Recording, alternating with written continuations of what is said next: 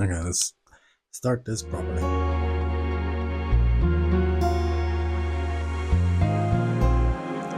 Hello, thank you. Really appreciate it. Okay, so a couple of things on my mind this week. Firstly, haven't had a chance to get out and take much photos, doing a lot of family stuff, building beds, doing all that kind of nonsense. We're just into school holidays now, so not going to be much chance this week, I don't think either. But we'll see how we get on later on in the week. But one thing that I have been thinking back on was photo projects. And years ago, I thought photo project had to be something that you intended to turn into a book or an exhibition or some sort of grand gesture kind of thing, when in fact it doesn't. It just has to be a common theme of things that you go out and you take photos of. So textures is a big one for me. So if I'm out and I'm trying to take photos of a landscape somewhere, but the clouds aren't sitting right, or the sun's not even out, or it starts to rain, or there's something just not quite let me get the shot that I had in my head that I wanted. Yes, and there, yes, you don't give up, you keep trying, but also I start to look around and look for things that fit into one of the projects that I'm working on as well. They're not projects that I think would ever have gone anywhere. Like I've one for where I live, which has near 700 photos in it now, none edited, so that's going to be a whole load of fun when it comes to it. One that I've always done is textures.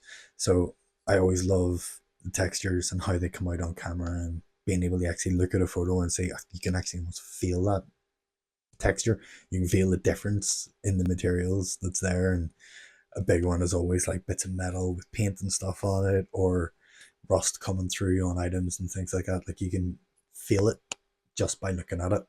So that's always been something that I've been kind of very much a fan of. So I've always taken photos of that. This last couple of days, really, I've gone back into the archives to see how many photos are actually in that project. Do I have any more that I could add into it?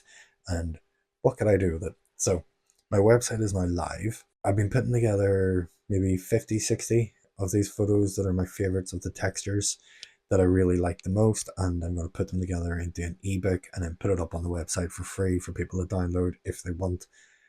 Not so much as to kind of do anything with it, but more kind of to close the chapter on this version of textures and then go on to textures versus version 2, which I will then start maybe on a specific theme of textures. Not that I'll go out and take photos of just that texture, but I will go out and take photos of all the textures still, but then I'll group them better into like categories, and then those will be future iterations of whatever it is. Those are your projects. Everyone should have them. Everyone should have them going on in the background. They don't have to be your main focus, but it's something that will help you kind of, if you can't get the shot you want, you can shift your focus to what's around you and continue on a project. Now, there could be anything. There could be water on the ground, reflections, literally anything that you could think of. That could be your project. It just gives you something extra to focus on if you're not getting the photos that you're after. So I will give a couple of quick examples here. Let's minimize that. But yeah, so this is a steel door, metal door, some description. Um, got a whole load of rust coming through, load of spray paint on it. Some of the spray paint, I know, I've seen this door for years. Some of that paint's probably 15 years old.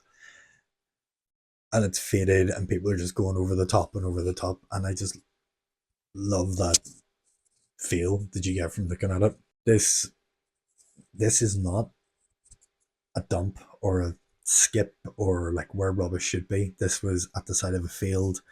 The mixture of textures in there really caught my eye, and like just the different, I say different colors. There's not a huge amount of colors in there, but there's a couple of wee random bits of blue and a couple of bits of red and stuff thrown in there.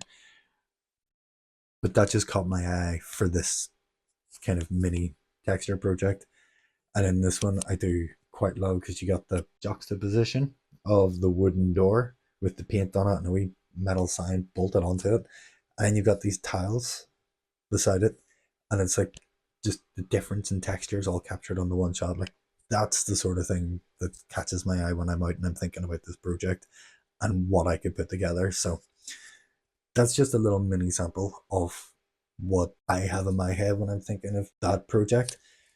But projects are definitely something that I think every photographer should be doing, whether it's for a grand end goal of putting in a gallery, making a book, doing whatever, doesn't matter.